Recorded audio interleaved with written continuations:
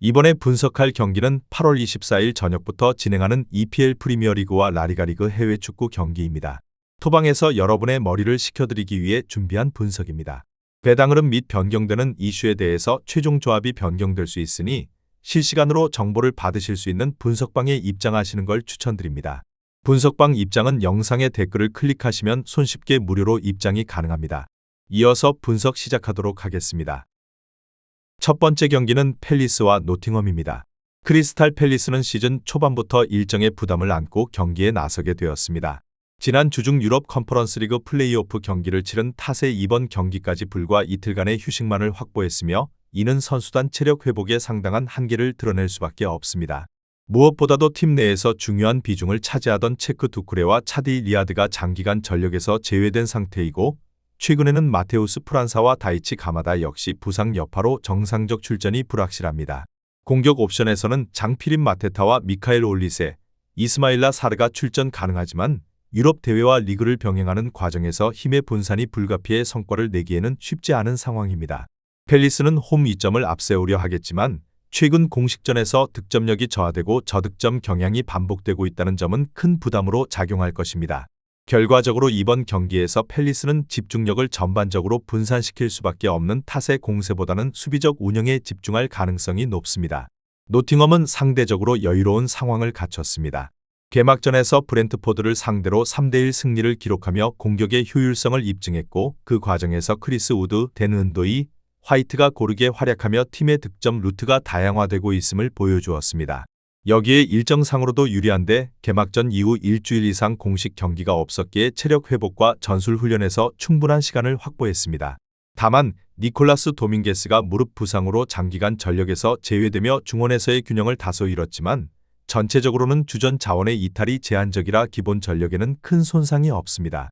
새롭게 합류한 선수들과 기존 자원이 원정에서도 안정감 있게 조직력을 유지한다면 최소한 경기 흐름을 쉽게 내주지는 않을 것으로 예상됩니다. 다만 원정 경기에서 리스크 관리 차원에서 전반적으로 안정적 전개를 택할 가능성이 높으며 폭발적인 공격보다는 효율적인 찬스 활용과 후반 집중도를 살리는 쪽에 무게가 실릴 가능성이 높습니다. 결국 노팅엄은 체력적 여유와 후반부 집중을 앞세워 팰리스의 체력 저하를 효과적으로 공략하며 기회를 노릴 것입니다. 결론을 말씀드리자면 이 경기는 명확히 체력적 우위와 일정상 압박이 없는 노팅엄이 조건에서 앞서지만 팰리스가 홈에서 강한 집중력을 보여줄 수 있다는 점에서 쉽게 비관적으로 볼 수는 없습니다. 팰리스는 로테이션 운용 속에서도 수비 라인의 집중도를 높이며 노팅엄의 돌파를 최대한 차단하려 할 것이며 노팅엄은 상대 체력 저하가 드러나는 후반전에 맞춰 공격을 가속할 것입니다.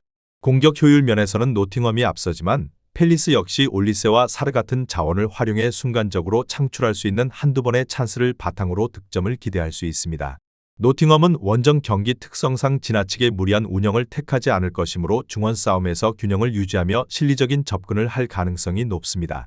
종합적으로 팰리스는 홈 2점을 통해 버티면서도 체력적 한계로 인해 경기 후반에 실점을 허용할 가능성이 높고 노팅엄은 후반 공세로 균형을 맞출 수 있어 결국 두 팀은 승부를 가르지 못할 것입니다.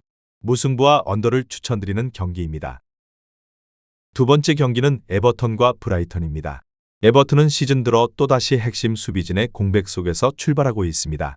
가장 안정된 수비 자원 중 한 명인 자라드 브란스웨이트가 장기 부상으로 이탈해 중앙 라인의 안정감이 크게 떨어졌으며 비탈리 미콜렌코와 네이선 패터슨 역시 출전 여부가 불확실한 상황이라 수비 라인업 구성 자체가 상당히 어려운 경기가 될 것으로 보입니다. 최근 리그에서 보여준 경기력에서도 박스 안에서 상대 공격을 제어하지 못하면서 위기를 자주 허용했고 기대 득점 수치 또한 낮은 편에 머물러 공격 전환에서의 파괴력마저 부족했습니다. 새로운 공격 옵션으로 티에르노 바리와 카를로스 알카라스, 임대로 합류한 그릴리시 등이 기용되었지만 아직 연계나 결정력에서 뚜렷한 성과를 내지 못하고 있습니다. 슈팅은 주로 박스 바깥에서 시도되는 경우가 많아 위협이 제한적이며 골망을 흔드는 장면이 부각되지 않는 것이 현실입니다. 홈 2점이 있다고 해도 공격 조직력과 수비 안정감 모두에서 부족함을 드러내는 상황에서는 상대를 압도하기 어려운 구조입니다. 브라이튼은 개막전에서 풀럼을 상대로 깔끔한 승리를 거두며 시즌 초반부터 자신들의 색깔을 명확히 드러냈습니다. 중원의 핵심으로 자리 잡은 매트 오라일리가 득점을 기록하며 좋은 흐름을 이어갔고 주앙 페드로와 톰 왓슨이 각각 측면과 전방에서 활발하게 움직이며 공격 진영을 다채롭게 이끌었습니다. 수비에서는 아담 웹스터와 솔리 마치가 장기 부상으로 이탈한 상태지만 전체적인 조직력을 해치지 않고 경기 운영의 안정성을 유지하고 있습니다. 패스 성공률과 슈팅의 정확도에서 상대를 앞서며 중원 장악력을 바탕으로 경기를 풀어나가는 능력이 돋보입니다.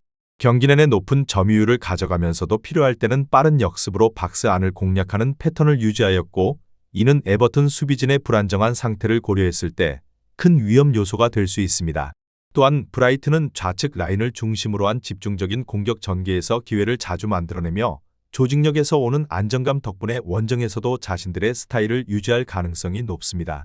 결론을 말씀드리자면 이번 경기는 공격과 수비 양면에서 약점을 드러내고 있는 에버튼과 체력적으로 여유로운 가운데 전술적 균형을 유지하는 브라이튼이 맞붙는 구도입니다.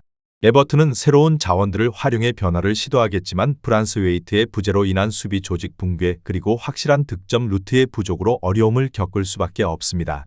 반면 브라이튼은 웹스터와 마치의 결장에도 불구하고 나머지 주전 자원들이 모두 제 역할을 수행하고 있어 안정적인 경기 운영이 가능합니다.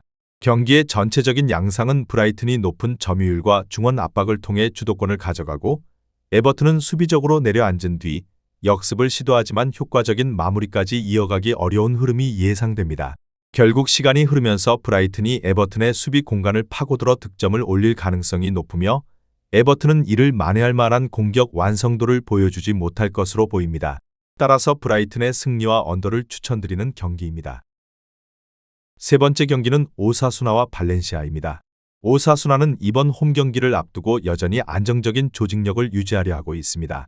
직전 레알 마드리드전에서도 0대1 패배라는 결과를 기록했지만 강팀을 상대로 단 한 골만을 내주며 수비적 집중력은 나쁘지 않았음을 보여주었습니다.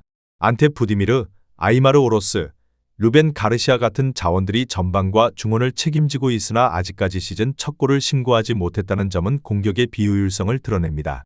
게다가 이케르 베니토가 발목 부상으로 8월 말까지 결장할 예정이고 아벨 브레토네스는 직전 경기 퇴장으로 이번 일정에서 출전할 수 없어 뎁스 운용에서도 한계가 뚜렷합니다. 오사수나는 홈에서 특유의 밀집 수비를 기반으로 확실히 열세를 메우는 전략을 택할 가능성이 높습니다. 그동안 리그에서 보여온 패턴을 보면 승리하더라도 대부분 한 점 차로 겨우 이기는 경우가 많다는 점에서 이번 경기에서도 공격보다는 실점을 줄이는 쪽에 무게를 두고 나설 전망입니다. 발렌시아는 직전 레알 소시에다드전에서 1대1 무승부를 거두며 시즌 초반 비교적 안정적인 출발을 보였습니다.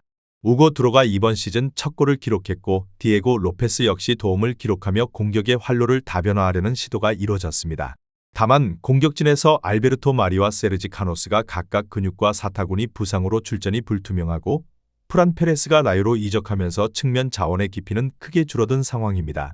여기에 수비에서는 티에리 코레이라가 십자인대 부상으로 장기 이탈하며 라인 전체의 탄력적인 움직임은 다소 약화될 수밖에 없습니다. 발렌시아는 원정 경기에서 강한 전방 압박보다는 안정된 라인을 유지하면서 기회를 엿보는 실리적인 운영을 이어갈 것으로 예상됩니다. 공격적인 기회 창출에서 우고 드로에 지나치게 의존하는 패턴이 반복될 경우 오사수나의 수비 블록 앞에서 답답한 흐름이 이어질 가능성이 큽니다. 결론을 말씀드리자면 결국 이번 경기는 양팀 모두 뚜렷한 이탈과 결장자가 많아 공격에서의 다양성을 기대하기 어렵다는 점이 강조됩니다. 오사수나는 홈에서 수비적으로 밀집한 전개를 통해 실점을 최소화하면서 경기 흐름을 늘려가겠지만 부디미르와 오로스의 비효율적인 공격 전개로 인해 득점을 쉽게 기록하기는 힘듭니다. 발렌시아 또한 원정에서 적극적으로 나설 이유가 적고 부상으로 빠진 자원 탓에 효과적인 공격 기회를 충분히 만들어내기 어려울 것으로 예상됩니다. 두 팀 모두 최근 경기에서 보여준 기대 득점 수치가 낮으며 선수 구성에서도 마무리를 확실히 해낼 자원이 부족한 상황이라는 점을 감안하면 이번 경기의 전체적인 양상은 수비적으로 신중한 공격과 답답한 전개로 이어질 것입니다. 경기가 길어질수록 무득점 흐름이 강화될 수밖에 없으며 양팀 모두 한 골을 기록하기조차 힘들 것으로 보입니다. 무승부와 언더를 추천드리는 경기입니다. 다음 경기 분석에 앞서 여러분들께 중요한 한 가지를 알려드리려고 합니다. 모든 사람들이 각자의 분석법이 있고 다양한 루틴이 존재합니다. 배당을 분석하는 사람, 결장자를 분석하는 사람, 그날의 팀의 컨디션을 분석하는 사람 등 다양하게 있습니다. 제가 운영하고 있는 분석방에서는 모든 분들의 분석을 한눈에 확인하실 수 있으며 100% 무료로 운영을 하고 있습니다. 금전적인 요구를 하지 않기 때문에 누구나 입장 가능하며 분석 자료를 확인하실 수 있습니다. 프로토는 혼자서 하는 것보다는 여러 명의 분석 자료와 조합픽을 확인하며 하는 것이 적중에 있어서 더욱 유리합니다. 여러분들도 혼자 하지 마시고 제가 운영하고 있는 3,000명이 계시는 분석방의 입장에서 정보를 확인하시는 걸 추천드립니다. 댓글에 있는 영어를 클릭하시면 분석방 입장이 가능합니다. 네 번째 경기는 풀럼과 맨유입니다. 풀럼은 개막전에서 브라이턴을 상대로 원정에서 1대1 무승부를 기록하며 새로운 시즌을 조심스럽게 시작했습니다. 전력에 큰 이탈 없이 대부분의 주전들을 유지한 가운데 안토니 로빈슨의 부상 결장과 윌리안의 이적으로 인한 측면 변화가 유일한 약점으로 꼽힐 수 있습니다. 그러나 보비 데코르도바 리드가 개막전 득점을 올리며 팀 공격에서 여전히 중심 역할을 맡고 있고 해리 윌슨이 도움을 기록해 창의적인 전개에 기여했다는 점은 긍정적인 신호입니다. 또한 로드리고 무니즈 역시 전방에서 가담하며 공격에 활력을 불어넣고 있어 공격진의 폭은 크게 줄지 않았습니다. 하지만 전체적으로 종합하면 풀럼의 경기력은 안정적이나 리드 상황을 유지하지 못하고 다시 동점을 허용한 개막전처럼 수비 집중력이 흔들릴 때 단점을 노출할 위험이 상당합니다.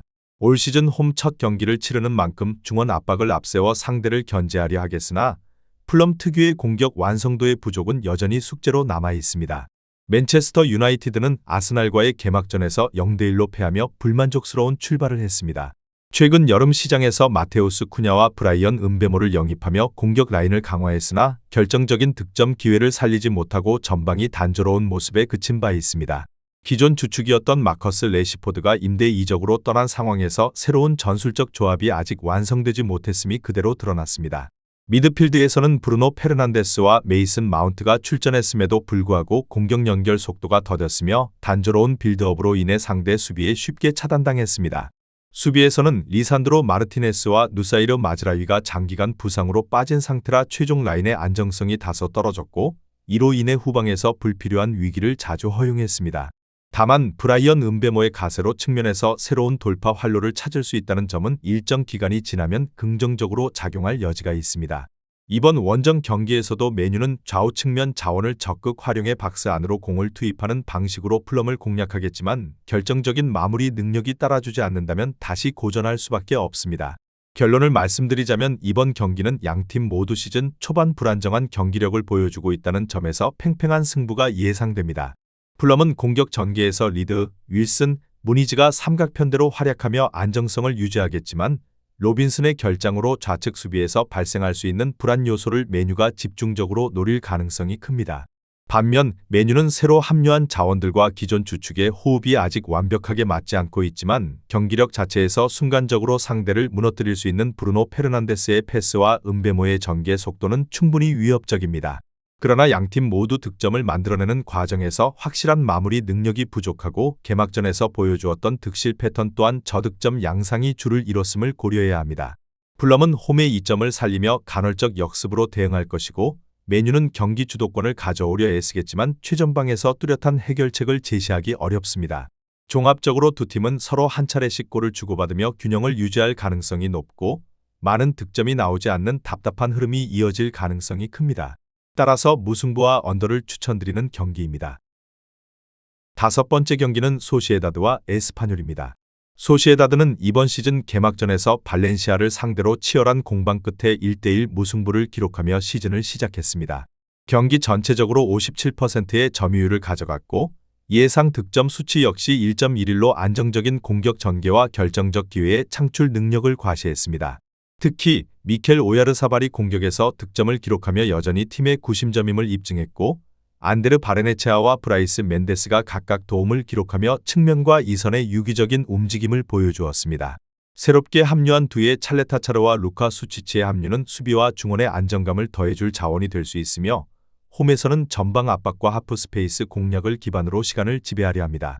소시에다드는 최근 홈 10경기에서 한 점 차 승리 분포가 우세했을 만큼 전체적으로 안정된 운영을 통해 실리를 추구하는 모습이 자주 나타났고 경기력 자체가 균형을 바탕으로 한 안정적인 전술 운영의 강점을 보입니다.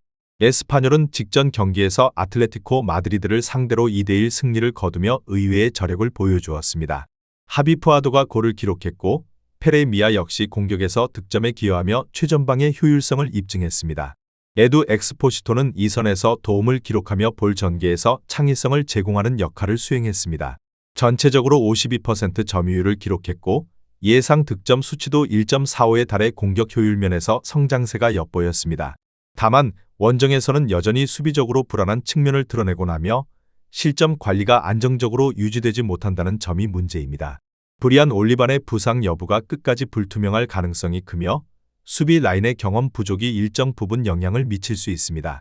전술적으로는 측면과 중앙 역습을 혼합하여 공략하지만 압박 지수 수치에서 보여주듯이 전방 압박의 강도는 리그 내에서 약한 편입니다. 이는 소시에다드와 같은 점유율 기반 팀을 상대할 때 불리하게 작용할 여지가 있습니다. 결론을 말씀드리자면 이번 맞대결은 홈에서 안정적인 전진 빌드업과 점유율 운영 능력을 가진 소시에다드가 경기를 주도하고 에스파뇰은 빠른 전환과 역습을 통해 맞서는 흐름이 될 가능성이 큽니다. 득점 패턴에서도 소시에다드는 전형적으로 한 골 범위에서 승부를 보는 경우가 많으며 에스파뇰 역시 원정에서 대량 득점보다는 한 점차 승부가 반복되는 경향을 나타냅니다. 소시에다드는 안정적인 중원 장악과 오야르사발의 결정력, 멘데스와 바레네체아의 공격 가담을 통해 꾸준히 득점 기회를 만들어갈 것이고 에스파뇰은 제한된 기회를 통해 한 차례 반격에 성공할 여지가 있습니다. 하지만 최근 홈과 원정 패턴을 고려하면 소시에다드가 실리를 추구하는 운영 속에서 점차 우위를 확보할 가능성이 큽니다. 결론적으로 양팀의 접전은 이어질 수 있으나 공수 양면에서 한 수위의 전력을 갖춘 소시에다드가 근소하게 승리를 가져갈 전망입니다. 따라서 레알 소시에다드의 승리와 오버를 추천드리는 경기입니다. 여섯 번째 경기는 비아레알과 지로나입니다. 비아레알은 이번 시즌 초반 홈에서 안정적인 경기력을 보여주며 개막을 긍정적으로 열었습니다. 직전 경기에서 2대0 승리를 거두며 수비적인 안정감과 효율적인 공격 전개를 동시에 보여준 바 있습니다.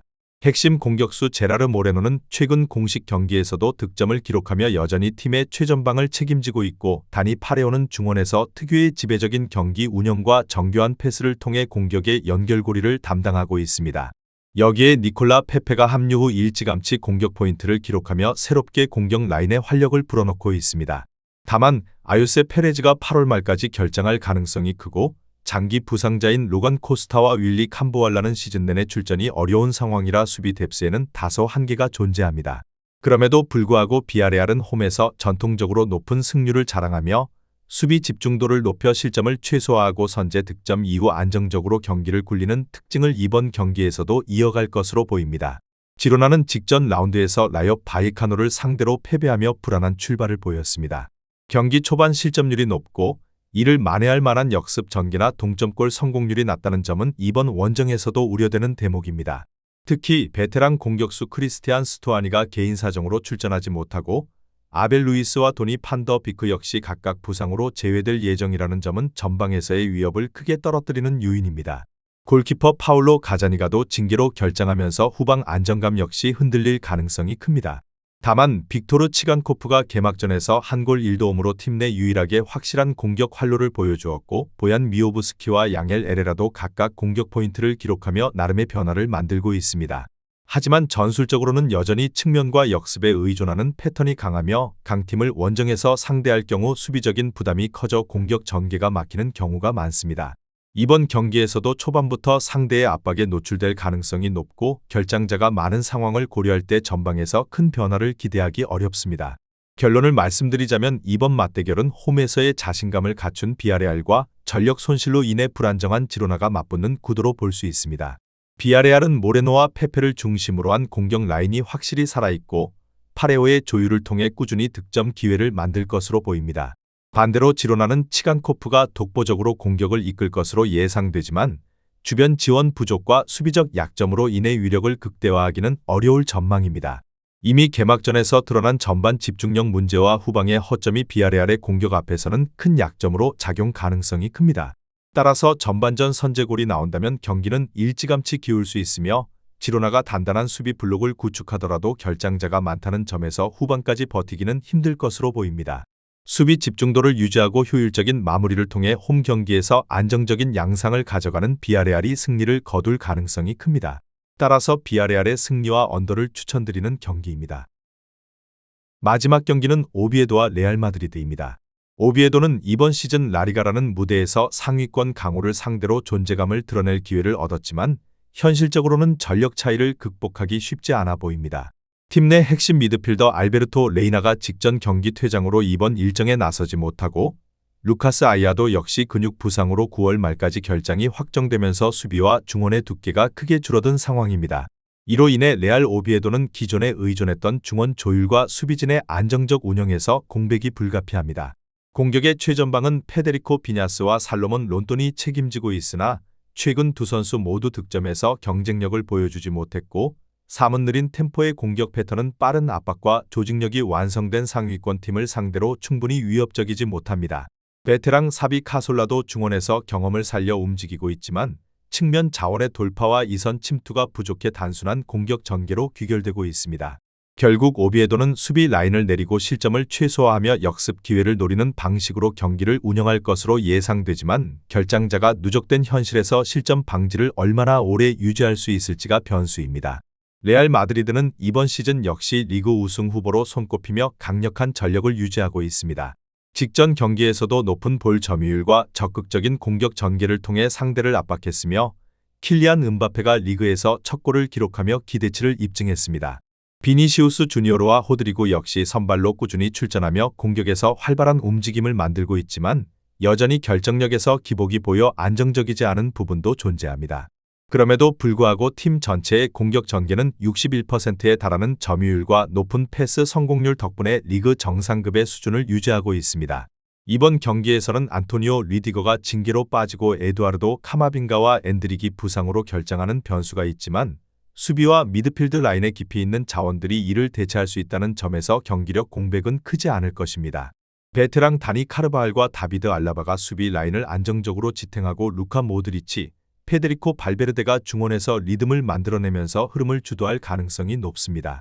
특히 오비에도가 내려앉은 채 수비에 집중할 경우 마드리드는 점진적으로 공간을 열고 세트피스 상황이나 양날개의 돌파로 득점을 창출할 것으로 전망됩니다. 결론을 말씀드리자면 이 경기는 전력 차이가 분명하게 드러날 수밖에 없는 구도입니다. 오비에도는 홈 분위기를 10분 활용해 초반 체력과 집중력을 바탕으로 경기를 버텨내려 하겠지만 중원과 수비 라인의 누적된 결장으로 인해 시간이 흐를수록 마드리드의 조직적인 압박과 공격 전개에 밀릴 수밖에 없는 구조입니다. 특히 음바페와 비니시우스, 호드리구의 빠른 연계는 오비에도의 느린 수비진을 흔들기에 충분합니다. 마드리드는 경기 초반 비교적 신중하게 경기를 열어가겠으나 전반전 혹은 후반 초반에 선제골을 기록할 경우 수월하게 흐름을 가져갈 수 있을 것입니다. 반대로 오비에도는 세트피스나 단발 역습 외에는 득점을 올리기 어려울 것으로 보이며 결정적 순간에서의 마무리 부족이 그대로 드러날 가능성이 높습니다. 따라서 장시간 균형을 유지하기보다는 후반부 들어 리드를 넓히며 승부를 결정지을 가능성이 큽니다. 레알 마드리드의 승리와 언더를 추천드리는 경기입니다. 본인의 생각과 비슷하다면 한번 도전해보시는 것도 나쁘지 않다고 판단됩니다. 내일 새로운 영상으로 찾아뵙겠습니다. 시청해주셔서 감사합니다. 프로토는 단지 운으로 하는 게임이 절대 아닙니다.